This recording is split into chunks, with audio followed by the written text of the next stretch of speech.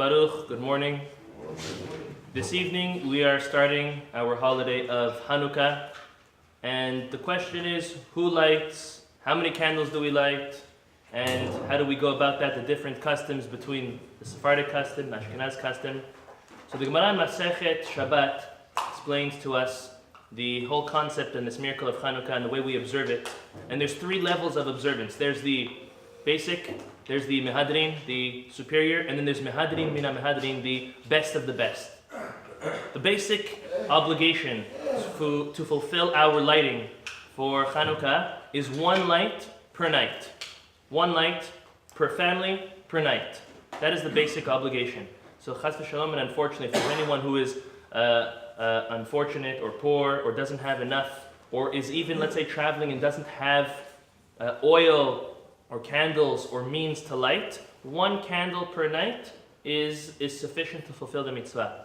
The next would be, again, it's not ideal, but if that's what you have, you fulfilled your mitzvah. You can make a bracha with that. The next level up is one candle per person of the family and the same amount of candles all week long. So let's say you're 5 people at home, you, your wife, 3 children, very nice. So you're going to light tonight 5, tomorrow 5, the next day 5, the same amount every night.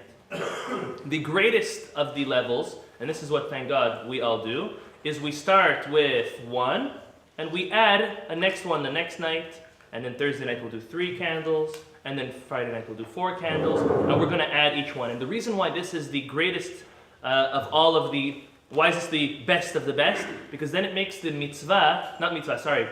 makes the miracle and the publicizing of this miracle so apparent to all, that it was not only 1 night, it was 2 nights, and not only 2 and 3, and 3 and 4, all the way till 8. And that's what, thank God, we all do.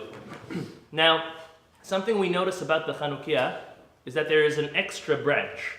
There's not 8 branches, there's a 9th one. And this 9th one is the shamash, which we'll speak a little bit more about. But the basic concept is that since we're not allowed to benefit from these candles should only be for the publicizing of the miracle.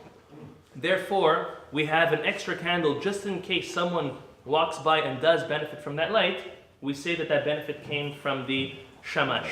Now, who's supposed to light?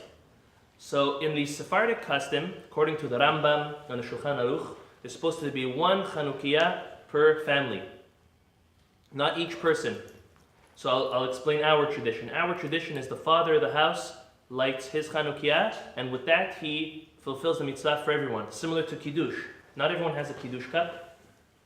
Not everyone has their 2 breads for Hamotzi. It's only the father of the house, the leader of the house, he's the one who does it. Similarly to the Chanuka candle, we also have only 1, and therefore we light the one of the night, and then we go on to move the rest, and then the shamash.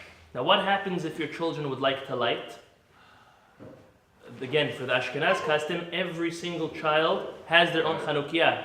The only one that doesn't is the mother, because the husband and the wife is kiguf echad. So basar echad, chazaku baruch, they're one person. So in the family of 5, there's going to be 4 Chanukiot for an Ashkenaz family. And in a family of 5, or even more, there's going to be 1 Chanukiah. So what happens if you are a Sephardic tradition and your children would like to light? There's 2 options. The better of the 2 options is that the Chanuka candle of that night, let's say the 4th night, you light that one, and then any of your children which are already chinuch age or higher, you can give them to light.